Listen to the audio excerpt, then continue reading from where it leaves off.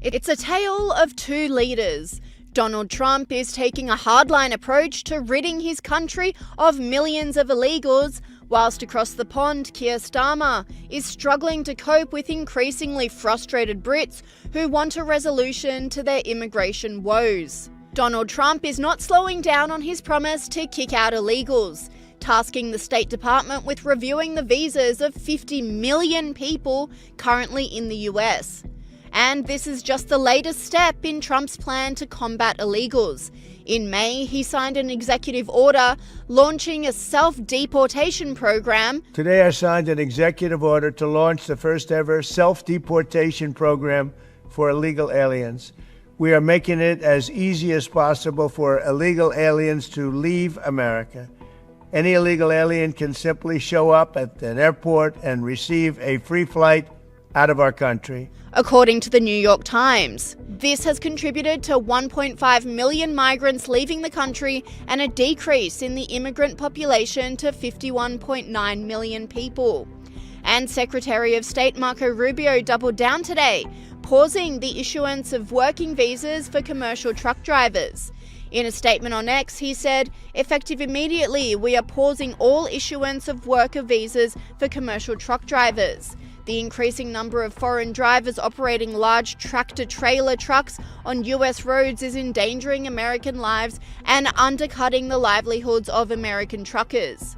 The swift action came after 3 were killed when an illegal alien truck driver allegedly made an illegal U-turn, causing the fatal accident in Florida, according to the New York Post.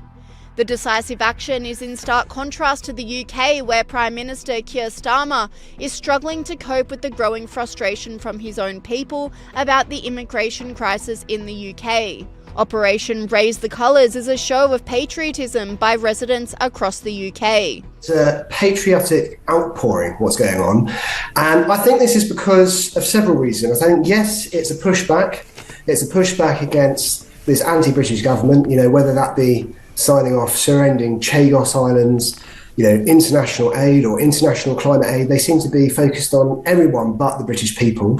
So I think it's a pushback against that. I think it's a pushback against mass uncontrolled immigration, and yes, against illegal immigration and these hotels, which is quite honestly quite scandalous when our own residents are being left behind in inadequate housing and some veterans are homeless.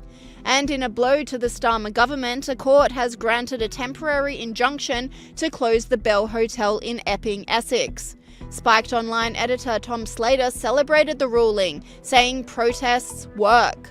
Well, I think that's the take-home message. It has to be. I mean, this hotel, as Anna was outlining there, has been used for housing asylum seekers since 2020, with some periods in which it wasn't.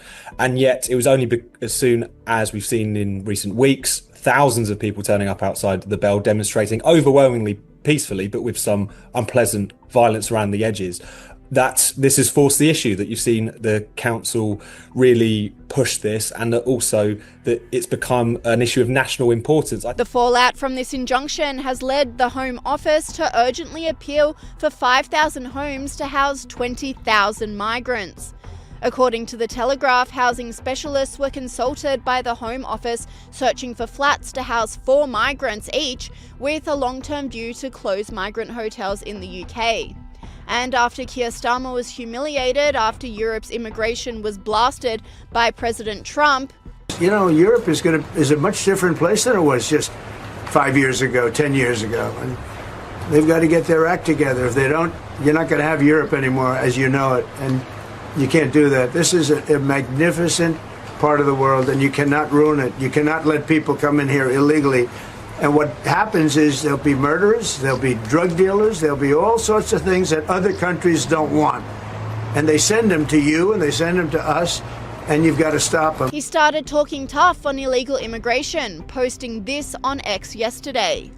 "I am determined to smash the business model used by people smugglers, and I'm taking joint action with our allies to make it happen. Building on our deal with France and renewed international cooperation, our strengthened partnership with Iraq will deter small boat arrivals and secure our borders." But not everyone is convinced. Host Mark Dolan told Sky News host Paul Murray Keir Starmer is not doing what he promised to keep illegal migrant numbers under control and keep the community safe. Listen, I'm so well, Paul, but we're not that merry at the moment. The country is in crisis. You know, I was doing my homework on Australia, and you guys had an immigration crisis that really reached a peak in 2008. Over 5 years, 50,000 people entered Australia illegally. Well, we've done that in a year, Paul. It is a major crisis, a major headache for the Prime Minister, who said he was going to tackle the issue. He said he was going to smash the criminal gangs, but the numbers are up. Absolutely. And also there's this issue about where those 50,000 people are. They're in literally hotels. Yeah. But thankfully a local council seems to be getting a court win that might be short-lived, but they've got the chance now to say, no, bugger off, not here. Absolutely. Paul, it is a win for people power. Obviously, peaceful protests, violent protests is not what we want. And quite often, when regular folks do protest about a migrant hotel, they're labeled far right, but that's because everyone's far right these days, of course, if you have common sense. And if you have opinions from, I don't know, the mid-90s, then you're basically an undesirable in the kind of modern narrative. But really, it's back to basics, which is the border is there for a reason, and people want to live safely in their communities. And that's not possible in a small town where you have a migrant hotel. Now, first of all, there's an emotional attachment to hotels within a community because often they've been there for decades. People have got married there, births, deaths, christenings. It's a focal point of the community. If that hotel is populated by undocumented young men, well, it's no longer got that legacy, and it's a threat to the safety of the community. I'm not saying all these folks are dangerous. Of course not. Most of them are economic migrants who want a better life. But the first thing is that's not our job, because you could accept 1 billion people who want a better life. But the issue with the hotel accommodation reached a head at the Bell Hotel in Epping, Essex. That's the case that you were referring to, Paul, where locals had been protesting partly because of the issue around losing their local hotel, but predominantly the safety of women and young girls. So there was an Ethiopian asylum seeker who was living at this hotel who was charged with a series of sexual offences, including some against a 14-year-old girl. The locals were furious. So what's happened is this very courageous local authority, council leaders have won a temporary injunction to close the Bell Hotel. But really, it's Paul, it's the people against those who govern us, because the Home Secretary, who's responsible for this mess, is actually fighting in the courts to keep these hotels open and to have upwards of 200 men accommodated in what used to be 5-star luxury.